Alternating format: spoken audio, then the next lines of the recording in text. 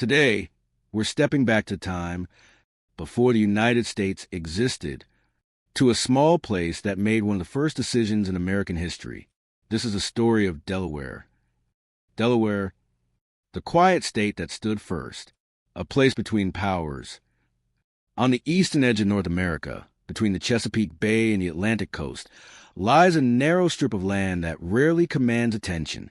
Delaware does not dominate maps. It does not overwhelm with size or population. And for much of its history, it did not even see itself as a single place. Instead, Delaware existed as a corridor between rivers, between colonies, and between competing ambitions. Its story is not one of conquest or empire, but proximity, pressure, and choice.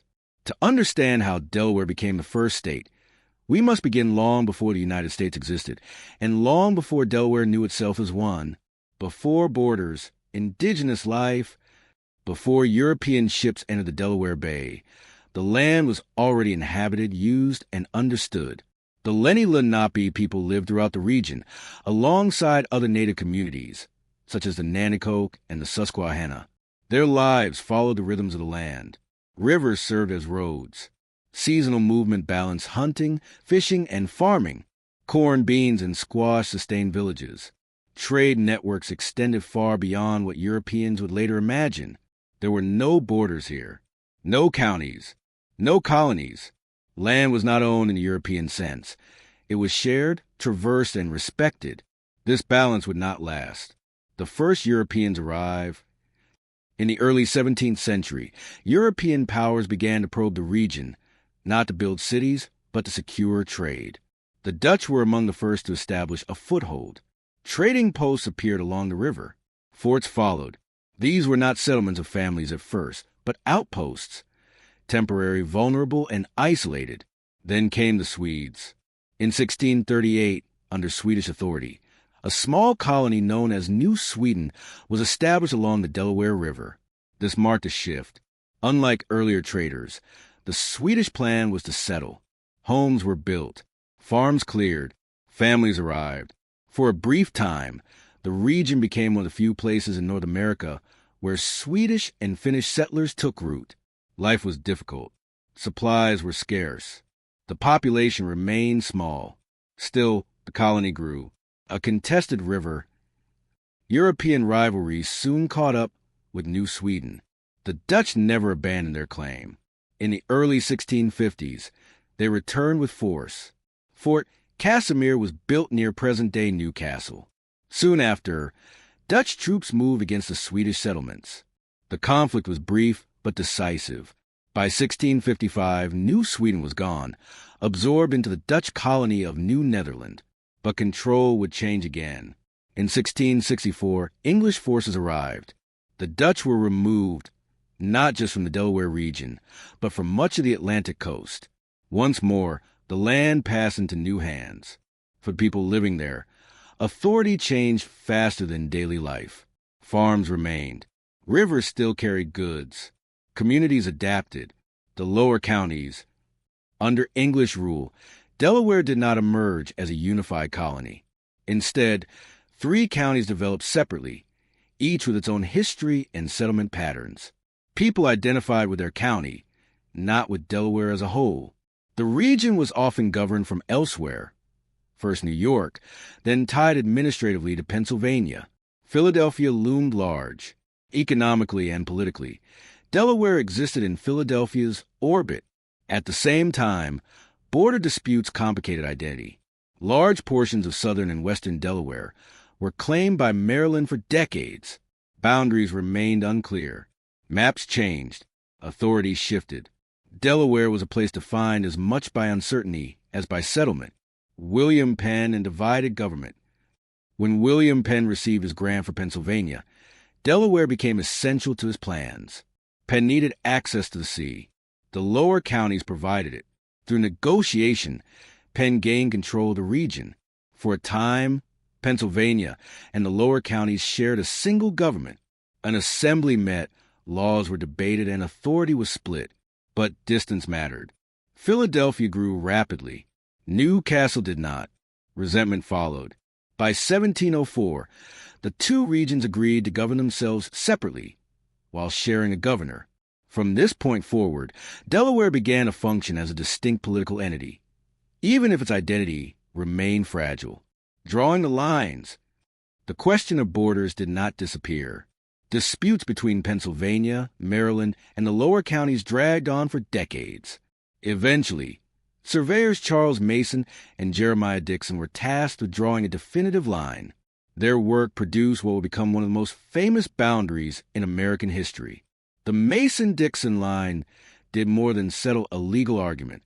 It fixed Delaware in place. For the first time, its borders were clear. Revolution C. Homes to Delaware.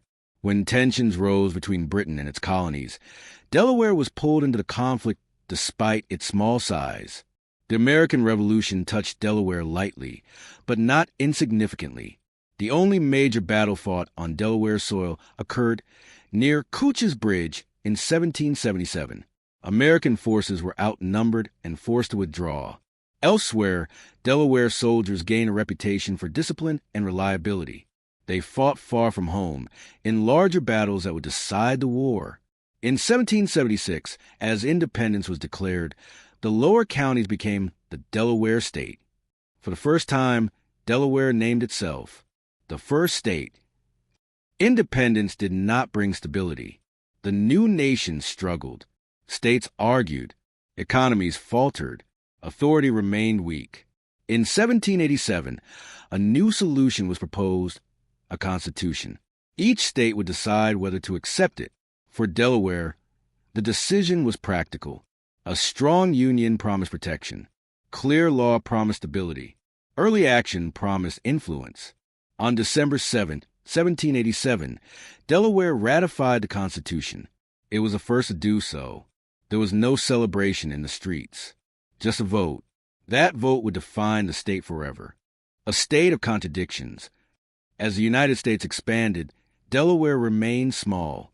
Slavery existed here, but less extensively than in the Deep South. By the early 19th century, a majority of black residents in Delaware were free. At the same time, laws grew increasingly restrictive. Delaware occupied an uneasy position, a slave state that would remain in the Union. When Civil War came, Delaware did not secede, yet its internal divisions were clear.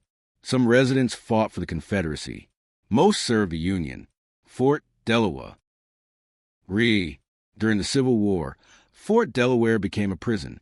Thousands of Confederate prisoners were held there. At first, conditions were tolerable. As the war dragged on, the population swelled. Disease spread. Supplies ran thin. By war's end, thousands had died within the fort's walls. The fort became one of the war's quieter tragedies, largely forgotten but deeply real.